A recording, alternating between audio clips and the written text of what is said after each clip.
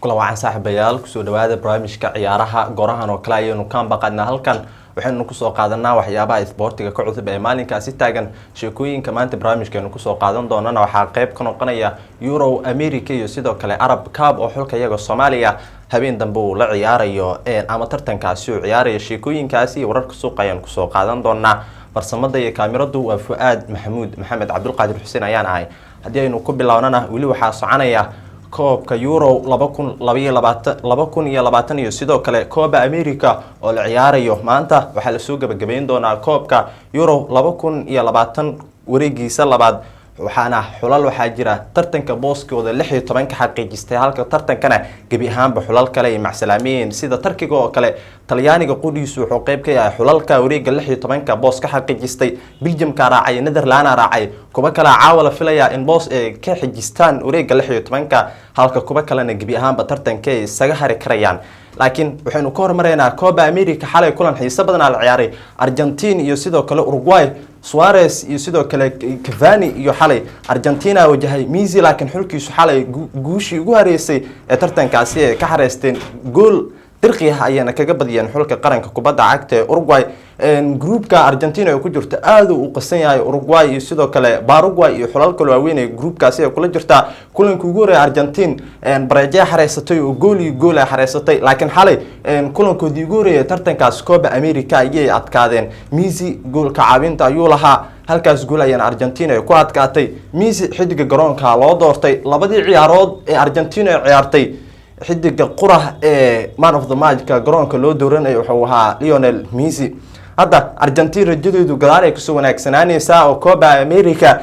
mar kale waxay macquul ay tahay in xulkaasi Messi uu ku hogaamiyo koobkaasi Argentina wili waxay sugaysaa koob weyn Messi sidoo kale xulkaasi wuxuu doonayaa inuu kula guuleysto hal koob oo maxalli ah oo weyn koob adduun iyo sidoo kale koobkan America oo xulkiisu dhowr mar meel fiican uu soo gaarsiiyay lama uusan qaadin laakiin rajada ugu fiican Messi sanadkan ayuu ka qabaa xulkiisa waan arki doonaa Argentina iyo kulamada kale iyo sidoo kale tartankaasi Copa America inuu aadno Euro 2020 Euro xulala xajistay booskooda maanta waxa la soo gabagabeyn doonaa wareega labaad iyadoo kulamo xiiso badan caawa ilaa iyo galabka tartankaasi laga ciyaarayo hadii aynu ku bilownana maanta kulamada laga ciyaarayo tartanka Italy iyo Belgium iyo Netherlands marka laga soo tago waa xulalka booska 16 ka xaqiijistay tartankan Euro 2020 maanta kulamo badan oo xiiso badan ayaa ciyaaraya waxaana la soo gabagabeynayaa wareega labaad ee gruubyada ee tartanka Euro 2020 iyadoo kulamo xiiso badan maanta ay dhacayaan kulanka ugu horeeya 10 galabnimo ayaa la daawan doonaa waxaana u dhaxeeya xulka qaranka kubadda cagta iyo Hungary iyo sidoo kale dhigiisa Faransa kulankan muhiimad badan ma lahan yani isha aad looga wadahayo oo Faransa iyo Hungary marka awoodoodu la isla barbar dhigo macquul ahaanshaha Hungary kulankan natiijo fiican ay ka keensanayso aad u adag tahay Faransa awood sidoo kale qayb ka xulalka loo saadaalinayo tartankan ciyaaraya ay wajahayaan galabka marka kulankan wax badan isha saas laguma hayo oo Faransa loo badinayaa in ciyaartan natiijada ay la imaan karto ama yani guul ay ka gaari karto Hungary Faransa tartankan kulankii ugu horeeyay Germany la ciyaartay Jarmalka soo dardartay marka way adag tahay in ay istaajiyaan xulkan qaranka kubadda cagta ee Hungary lagu magacaabo kulan kale oo xiiso badan ayaa qodiisu laga ciyaaraya tartanka caawa hal 7 fiidnimo Soomaaliya marka saacadu ay tahay oo kale kulankaasi caawa wuxuu u dhaxeyn doonaa xulka qaranka kubadda cagta ee Portugal iyo dhigiisa Germany kulankan waa kulanka ugu xiisaha badan maanta kulamada gibi ahaanba tartamada laga ciyaarayo aada isha loo haya kulankan Portugal oo kale Ronaldo qayb ka xidigaha xulkan la ciyaaro Bruno Fernandes xidiga waaweyn oo miisaaniyad kale kubadda cagta xulkan ka tirsan dhigiisa Germany kulankii ugu horeeyay tartankan guuldaro la kulmay marka waxa xiisaha u yeelaya waxay qayb ay ka tahay Ronaldo iyo sidoo kale Jarmalka oo guuldaro wata marka France guuldaradii ugu horeysay Germany ay kala soo kulmeen gool ahaa ayaana ciyaartaasi gool iyo waxba France ka saaciday inay ka badiso marka kulankan waxyaabaha laga qoray hadii aynu fiirinana guushii ugu dambeysay ee xulka Portugal uu ka gaaro dhigiisa Germany waxay ahayd ciyaar ku soo dhamaatay 3 gool iyo eber waqtigaasi laakiin wuxuu ahaa waqti aad u fog 2000 xulka qaranka ee Portugal Germany kama uusan adkaanin natiijo fiican yani natiijo xulka Portugal gool dhigmata Germany uusan ka gaarin 2000 yani in laga joogo ay u badan tahay 22 sano marka 22 sano xulka Portugal waxa leeyahay Germany ma uusan garaacin guushii ugu dambeysana 3 gool iyo eber ayay ahayd oo ay ka gaareen Ronaldo kulankan waxyaabaha laga qorayo dhigiisa hadii aynu fiirinana saaxiibayaal Cristiano Ronaldo wili wax gool ah kuma uusan dhalin ayaa la leeyahay xulka qaranka kubadda cagta ee Jarmalka marka waxa caawa kulankan isha lagu wada hayaa qayb waxa uu ka yahay Ronaldo 4 jeer oo xulkan wajahay yani 4 jeer uu wajahay Ronaldo xulkan wax gool ah kuma uusan dhalin waxa xiisaha u yeelaya caawa ciyaartan indhaha lagu wada hayana qayb ayay ka tahay marka Ronaldo oo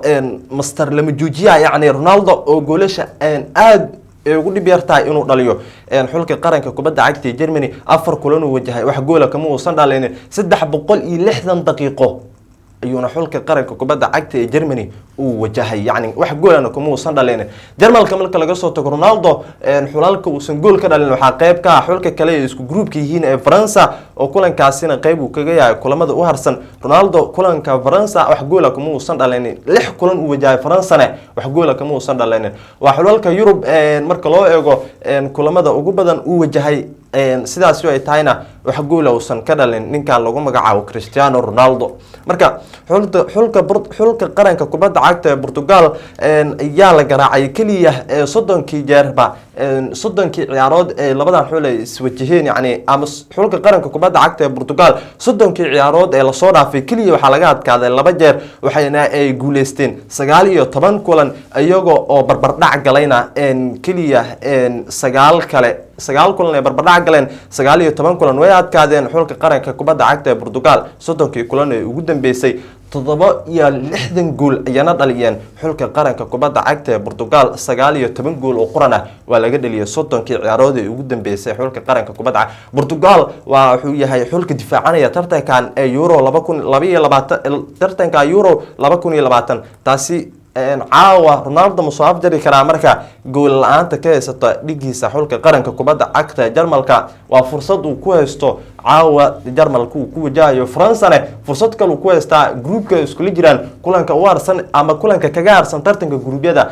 waa xulka qaranka kubadda cagta ee Faransiiska 6 jeer uu wajahay Ronaldo wax gool ah kuma uusan dhalin ayaa leeyahay 4 jeer oo Jarmalka wajahayna wax gool ah marka labada xul laba fursad oo ku haysta Jarmalka uu soo hormaray fursad fiican ayuu ku haysta caawa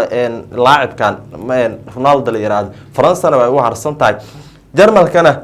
hadii aynu fiirinina Jarmalka ayaana la kulmin 2 guul daro oo xiriir ah wareega gruubyada tartan weyn tan iyo markii England iyo Portugal ay ku garaaceen waagi gruubyada tartanka Euro 2000 xulka qaranka kubadda cagta ee Germany-na 2 guul daro tartan weyn kuma aysan dhicin leeyahay tan iyo 2000 marka in France guul daro ay ka soo qaadato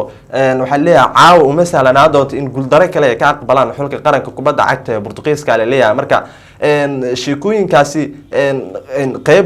waxay qayb ka ahaayeen tartanka caawa France Germany iyo sidoo kale Portugal ay isku wajahayeen kulan kale oo caawa 10 soo dhacay oo xiiso badan ay jiro waxaana u dhaxeeya xulka qaranka kubadda cagta Spain oo la ciyaaraya xulka qaranka kubadda cagta ee Poland kulankaasi caawa 10 ayaa la daawan doonaa xiiso sidaas u badanna kulankaasi indhaha lagu wadayo waxa laakiin xusid badan Spain inuu u soo laabtay laacibka Barcelona qadka dhexe kaga ciyaaro Sergio Busquets oo kulankii la soo dhaafay kooxdaasi kaga maqnaa kooxda dhaawac ama cudurka coronavirus la yiraahdo xayiraad ay ka soo wajahday wararka suuqa waxyaabaha ka cusub hadii aynu fiirinana saaxiibayaal kooxda kubadda cagta ee Tottenham weeraryahankeeda iyo sidoo kale xulka qaranka England Harry Kane 27 sano jirkan suuqa ayuu aad u haystaa maalin kastana majaladaha waaweyn ee suuqa kala iibsiga wax ka qora ciwaanada ugu horeeya ayuu ka saareeyaa 27 sano jirkan kooxda ka dhisan waqooyiga London waa uu ku dhibaatooday yani kooxdaasi wuxuu doonayaa in uu kula koox uu la qaadi karo ama koox ku guuleysan karto koob maxalli ah waqtigiisii ugu badnaa Tottenham Hotspur uu hubiyay laakiin kooxdaasi koob maxalli ah lama uusan qaadin marka laacibku wuxuu doonayaa inuu ku guuleysto koob waaweyn marka wuxuu ku qasban yahay inuu ku dhaqaaqo kooxda Tottenham Hotspur naadiyo waaweyn ana indhaha la raacaya kooxaha reer Carbeed iyo Manchester City iyo sidoo kale Paris Saint-Germain ayaana labada naadi ee laacibkan xaaladiisa aad ugu la socdo marka Harry Kane maalmihii hore kooxda uu ku dhawaanayay waxay kooxda ku ciyaartay Etihad Stadium ee Manchester City laakiin hadda kooxda PSG ayuu laacibku u muuqanayaa waxa uu doonayaa sidoo kale halkaas waxa kaga horeeyo tababarihiisii hore Tottenham Hotspur ninka lagu magacaabo Mauricio Pochettino taasi ayaana ka saacideysa ayaa leeyahay Paris Saint-Germain in weeraryahankani ay gacantu ay ku dhigto khayri waana naga intaa maanta barnaamijka ciyaaraha tan iyo kiisa xiga intaan ku kulmi doonaa manala